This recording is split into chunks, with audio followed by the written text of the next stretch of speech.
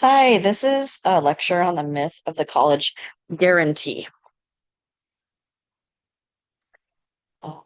So we're really rethinking the promise of higher education in America. Um, there is a powerful idea in American society that college education is a guaranteed path to success and happiness. In this unit, we're going to question that idea.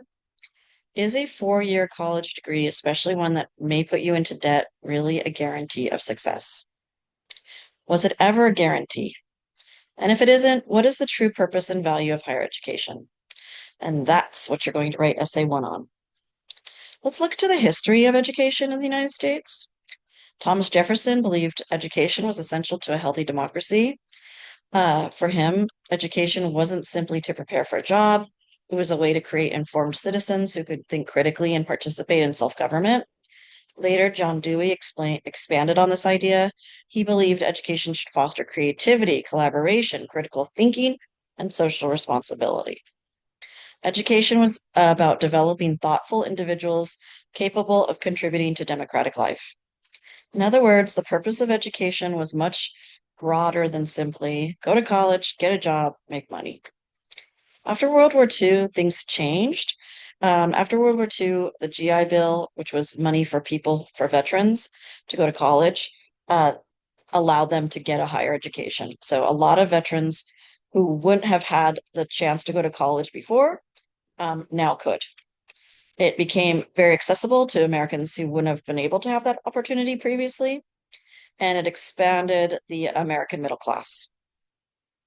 But something else began to change. College increasingly became associated with economic advancement. Instead of college will help me become an educated, well rounded citizen, the message was college will help me get a good job and make more money. Higher education began to be viewed as a financial investment. Let's talk about the idea of merit. Another powerful idea alongside the economic view of education, if you work hard, you will succeed, right? That sounds reasonable. And I mean work hard like in school. Sorry, should have added that. Uh, but there's a problem. Not everyone starts from the same place. And this is something that we'll see in our articles. Wealth, race, gender, geography, family circumstances, and access to resources can shape educational opportunities. So can we really say that success or failure is entirely the result of personal effort? That's one of the questions we'll examine in our readings. Let's talk about the reality of college today. Today, the financial picture is very complicated. Student loan debt in the United States has reached enormous levels. Many people who borrow money for college leave in tens of thousands of dollars in debt. For some people, that debt follows them well into adulthood, even until retirement. I know this personally. I received significant financial support for my bachelor's degree with a scholarship, but I borrowed money for grad school and I accumulated about $65,000 in student loans, and I'm still paying them off. So when we talk about student debt, we're talking about something that affects real people's lives for many years. Does a college degree guarantee a good job? The economic outcome for college graduates are more complicated than they once were. College degree does not automatically guarantee a well-paying job. Some graduates struggle with underemployment. Underemployment means they just don't have enough work. So there's unemployment, which means no job, but underemployment means not enough job. Others discover that the earnings aren't high enough to compensate for the cost of their education. At the same time, the cost of living has risen dramatically. Housing, food, transportation, and healthcare all have become more expensive, and that makes it increasingly difficult for young adults to achieve the lifestyle that college degree supposedly promised. So, what happens when the promise doesn't come true? Imagine being told your entire life, go to college, work hard, get your degree, then you'll be successful. So, you do everything you're told to do, you go to college, take out loans, you graduate, then you struggle to find a good paying job. You're in debt. Housing is incredibly expensive. Basic living expenses keep rising. What happens then? People may become discouraged or feel that they have personally failed, but maybe the problem isn't personal. Some of these problems are structural. Okay. So we'll read about that in our essays and our articles. College isn't the only path.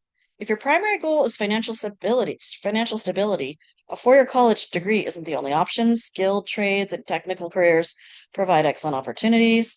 Electricians, plumbers, utility workers, technicians, and other skilled professionals can earn very good outcomes without taking on the debt associated with a four-year university. For example, my brother's an electrician.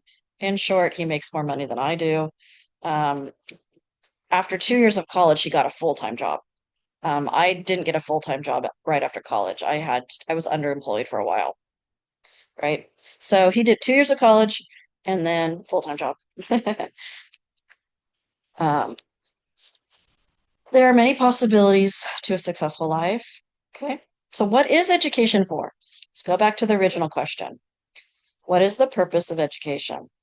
Is education primarily about getting a job, making what, becoming an informed citizen, learning to think critically, developing as a person?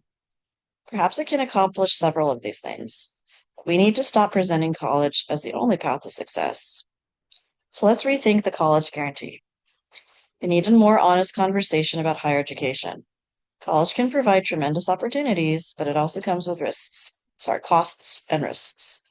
Trade schools, apprenticeships, community college, woo woo, and career training programs are also legitimate educational paths. An education should prepare people for more than employment. It should to help develop critical thinking, ethical reasoning, thoughtful citizenship, meaningful relationships, the ability to evaluate and inform information for yourself as a person in society. And that's one of the reasons you're taking this class, because I don't want you to simply accept what someone tells you is true. I want you to examine it, question it, evaluate the evidence, and decide what you think.